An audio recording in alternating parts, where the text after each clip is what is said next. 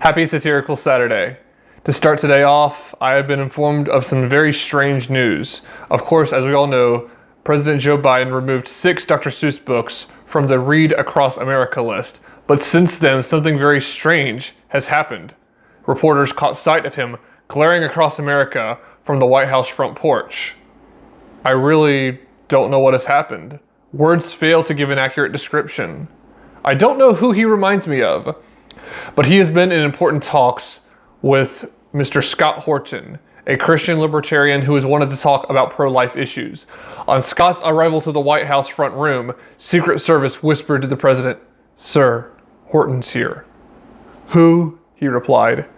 Scott Horton then sat in the Oval Office with the president and talked to him about abortion, saying that a person is a person no matter how small, a sentiment that President Biden would wholeheartedly disagree with if he had been awake. This week, the Pearl Milling Company is holding meetings about their new logo for their bottle of maple syrup. This, of course, follows the company's recent decision to remove the logo and change the name of their product. But the company is in serious talks with Representative Ayanna Pressley and Senator Cory Booker today, and the congressman held a press conference today, further explaining the reason for the meetings. "This is an outrage," Senator Booker said passionately. "The company removing a black woman off of their product. The image was in no way controversial. Why did the company do this? Such racism. Removing a black woman, 2 types of minority, from a syrup bottle. The irony. Black and brown people deserve representation. Put the Aunt Jemima logo back on." Hashtag Bring Back Aunt Jemima trended on Twitter for 2 days, and nationwide the African American community is taking up the cry. The American political left has mobilized with antique bottles of Aunt Jemima syrup selling on Amazon for up to $1 million. Crowds are gathering, listening to impassioned speeches by Bernie Sanders and Elizabeth Warren about the whitewashing of history and this discriminatory removal of the logo. "This is our new George Floyd," one activist said, crying. "George Floyd was one man in one place at a time, but Aunt Jemima was in all of our homes. For this company to ruthlessly rip her off of our breakfast tables and out of our hearts, I just can't believe it." I have received a few unconfirmed reports that the Pearl Milling Company is planning on restoring their old logo, and that they have informed Ms. Pressley of their plans.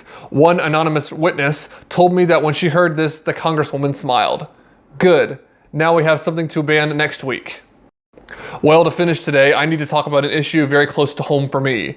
We remember the headline, written by that other organization, that Christians are facing the difficult and increasingly precarious position of choosing between a party that's a hypocritical mockery of their faith and one that's openly hostile to it. But in other news, libertarians are facing a similar awful dilemma, choosing between 2 parties that are hypocritical mockeries of their beliefs and one that's openly hostile to it. When I think of the midterms or the election in 2024, I don't know what I'll do, libertarian Claudius Augustus, a billionaire, said, holding his head in his hands. "I was going to show you a picture of Claudius here, but he couldn't meet me in person. He had a meeting for his multi-billion-dollar transnational corporation, so we talked by phone call instead. On the one hand," he said, "I can vote for the Democrat Party that calls itself liberal but attacks liberty daily.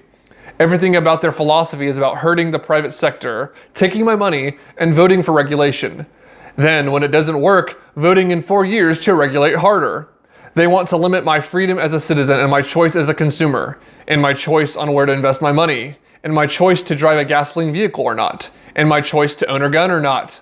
But that doesn't stop millions of people from voting for them because they're pro-choice. But I guess there are other parties I could vote for. I could vote for the Republican Party. At least they sound good during election time. They'll say they will take less of my money, but probably won't. They'll talk about socialism costing too much, then spend another $3 trillion in debt. They'll support peace through elimination of competition. The bombs will fall on foreign countries just as hard as under a Democrat administration.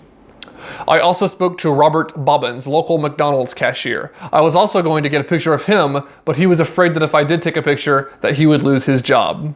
Robert pitched the Libertarian Party to me. Libertarians should vote for the Libertarian Party. Sure, half of them are socialist hacks that nobody takes seriously, including party leadership, but they're our best hope. They might want people that the media decides are bigots to be fired, but at least they're cool dudes who like weed.